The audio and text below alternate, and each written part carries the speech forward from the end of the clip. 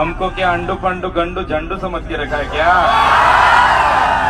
ये चैतर वसावा है, कभी झुकेगा नहीं। तुमको क्या लगता था नहीं लौटेंगे? तुमको क्या लगता था नहीं लौटेंगे? गलत। जब तक तोड़ेंगे नहीं तब तक छोड़ेंगे नहीं।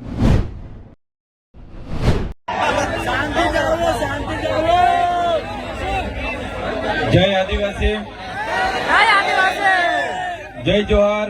जय जोहार।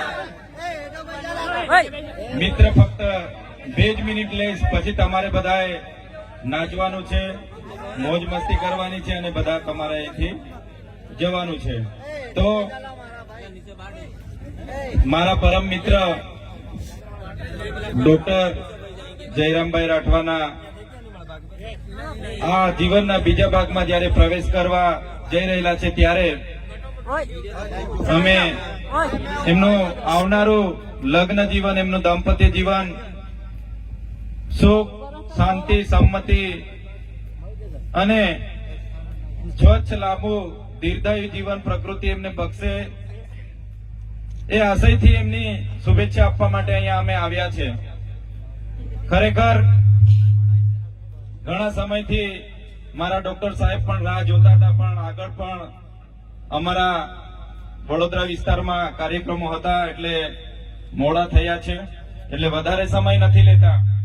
પરંતુ તમે ને અમે બધા આપણા મિત્રનું લગ્ન છે અને એ લગ્નમાં એમને શુભેચ્છા આપવા માટે આવ્યા છે ત્યારે આપણે બધા શાંતિથી પદ્ધતિસર આપણું નાચણું કરીશું।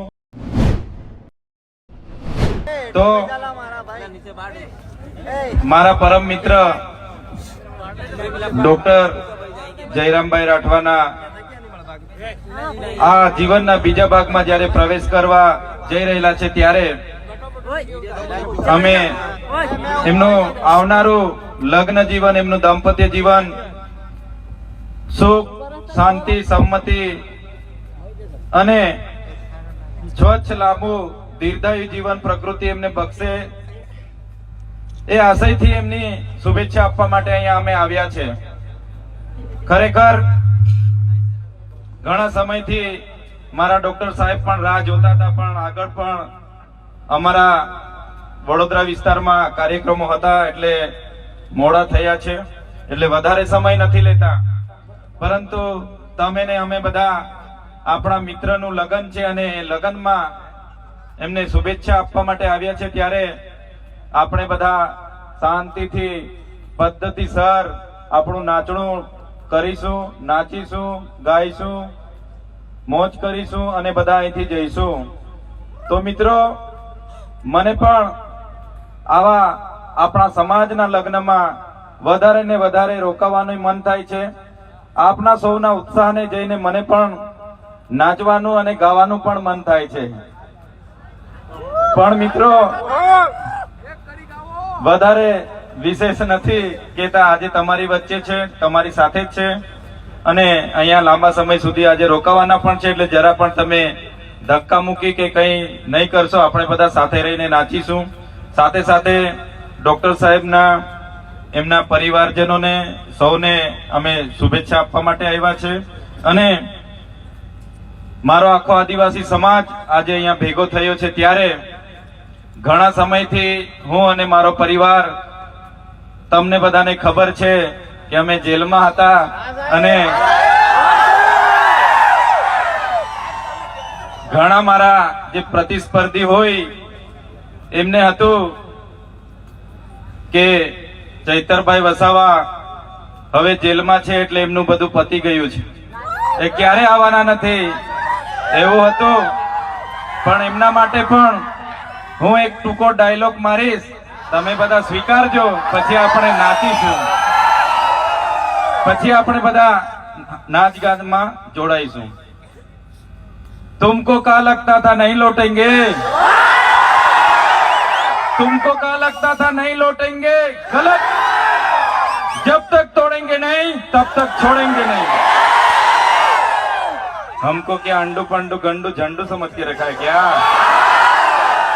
ये चैतर वसावा है, कभी झुकेगा नहीं साला। धन्यवाद। जय जोहार, जय आदिवासी। આપણે બધા શાંતિથી હવે નાચીશું, ગાઈશું.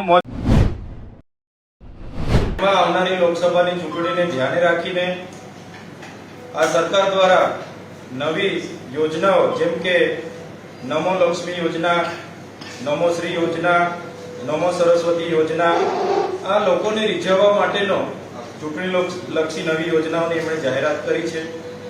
સાથે સાથે એમણે કીધું છે કે ગુજરાતમાં વસતા આદિજાતિ લોકો માટે 4,374 કરોડ રૂપિયા અમે ફાળવીએ છીએ. ગુજરાતમાં આટલો મોટો આદિવાસી સમુદાય હોવા છતાં એમને માત્ર ને માત્ર 4,374 જ કરોડ રૂપિયા એમના થકી ફાળવવામાં આવ્યા છે. એમણે કીધું વનબંધુ કલ્યાણ યોજના અંતર્ગત 2021 થી લઈને 25 સુધી અમારે 1 લાખ કરોડ રૂપિયા ફાળવવાનું જોગવાઈ અમે સૂચવીએ છીએ. પણ આ 2024 આવ્યું ત્યાં સુધી કેટલા વનબંધુ કલ્યાણ યોજનામાં અમે ચૂકવ્યા છે એવી કોઈ એમણે જાહેરાત કરી નથી. તેવી જ રીતે એમણે શિક્ષણ બજેટ અને આરોગ્ય બજેટમાં વધારો તો કર્યો છે, પણ માત્ર ને માત્ર એ સ્ટ્રક્ચર બનાવવા માટે, બાંધકામો બનાવવા માટે વધારો કર્યો છે. એમણે કોઈ પણ જગ્યાએ કાયમી ડોક્ટરોની ભરતી, કાયમી સ્ટાફની ભરતી, કાયમી શિક્ષકોની ભરતી ક્યાંય પણ એમણે જોગવાઈ કરી નથી. માત્ર ને માત્ર માળખાકીય સુવિધાઓ માટે આ બજેટ વધારાની એમણે વાત કરી છે.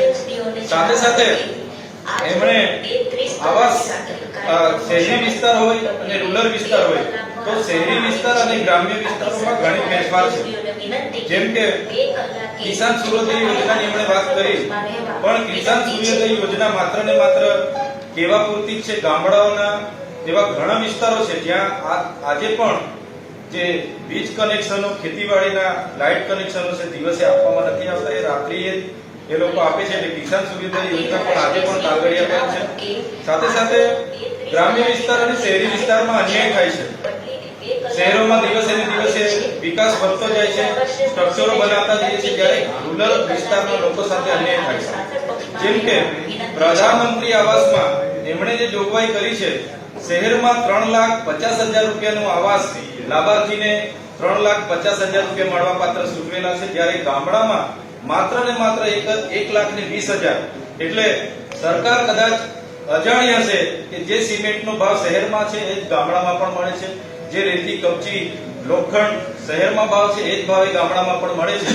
એટલે એ બજેટમાં ગામના લોકોને પણ જે પ્રધાનમંત્રી આવાસ આપવાનું સૂચવ્યું છે એ શહેરના લોકો જેટલા જ 3,50,000 રૂપિયા મળે એ અમારી માંગણી છે.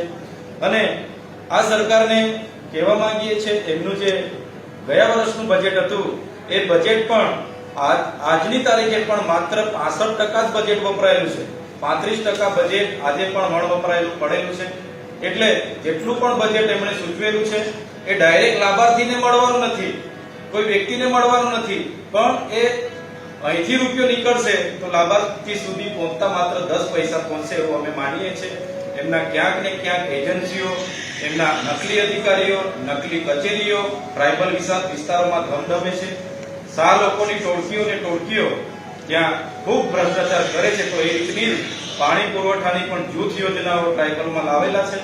6,500 કરોડની ટ્રાઇબલોમાં જૂથ યોજના બનાવવાની વાત છે, પણ ભૂતકાળમાં જેટલી પણ પાણી પુરવઠાની જૂથ યોજનાઓ બની છે બધી સદંતર નિષ્ફળ છે, બધી બંધ હાલતમાં છે. નળ સે જલમાં આટલા કરોડો રૂપિયાનો ખર્ચો થયો છે. આજે 70% ગામડાઓમાં નળથી પાણી નથી, નળ માત્ર ને માત્ર શોભાના ગાંઠિયા બનેલા છે. એટલે આ બજેટ માત્ર ને માત્ર એક આંકડાનું માયાજાળ છે એવું અમને લાગી રહ્યું છે. ધન્યવાદ.